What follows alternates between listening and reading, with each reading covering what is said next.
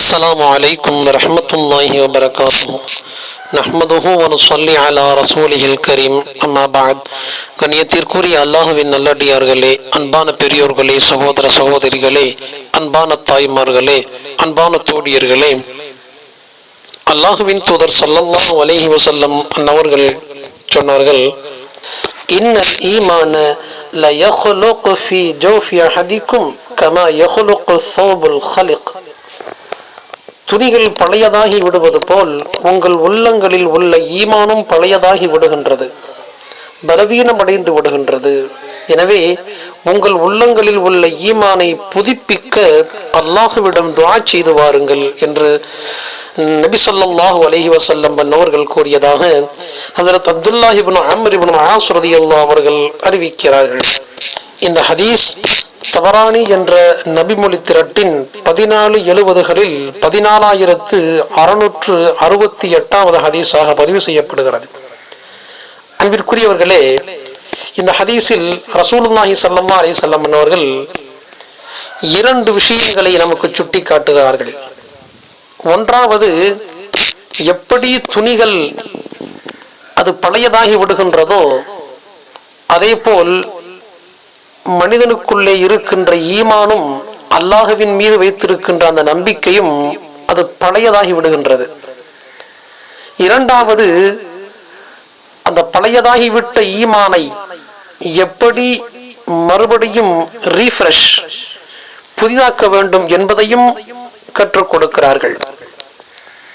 எப்படி ஒரு மனிதன் புதியதாக ஆடை வாங்கினால் புழுதிகளின் மூலமாகவும் அழுக்குகள் மூலமாக வெயில் பட்டு மங்கி போகிறதோ, சந்திர ஒளியில் மங்கி போகிறதோ, அதே போலத்தான் மனிதனுடைய உள்ளத்தில் இருக்கின்ற அந்த ஈமான் என்கிற அந்த ஆடை, உள்ளத்தை கவர்ந்திருக்கின்ற அந்த ஈமான் என்ற ஆடை, அது உலகத்தில் நிரவி கிடக்கின்ற பாவங்களின் மூலமாக, உலகத்தின் ஆசாபாசங்களின் மூலமாக, உலக சுகபோகங்களின் மூலமாக, இந்த உலகத்தினுடைய மாயையின் மூலமாக, அல்லாஹுவை மறந்ததின் மூலமாக, ரசூலினுடைய சொல்லை மறந்ததின் மூலமாக அவனுடைய உள்ளத்திலே போர்த்தப்பட்டிருக்கின்ற ஈமானிய ஆடையின் வண்ணங்கள் மங்கி போய்விடுகிறது.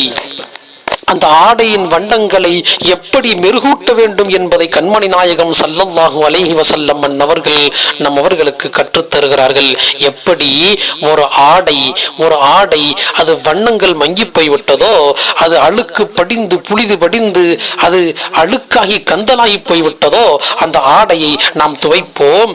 அதை துவைப்பதற்கு என்னவோ பலவிதமான முறைகளை எல்லாம் கையாளுகிறோம்.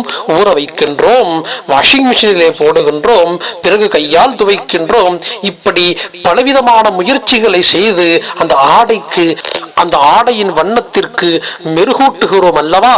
அதுபோலத்தான் அல்லாஹ்வின் தூதர் ஸல்லல்லாஹு அலைஹி வஸல்லம் அவர்கள் நமக்கு ஒரு அழகான முறையை கற்றுத் தருகிறார்கள். உங்களுடைய உள்ளத்தில் போர்த்தப்பட்டிருக்கின்ற ஈமானின் ஆடையின் வண்ணங்கள் மங்கி போய்விட்டால் இதோ நீங்கள் அல்லாஹ்விடத்திலே கேளுங்கள், ஃபஸ்அலுல்லாஹ அன் யுஜத்திதல் ஈமான் ஃபீ குலூபிக்கும். உங்களுடைய உள்ளங்களிலே உள்ள ஈமானை புதுப்பிப்பதை அல்லாஹ்விடத்திலே கேளுங்கள் என்று சொல்லுகிறார்கள்.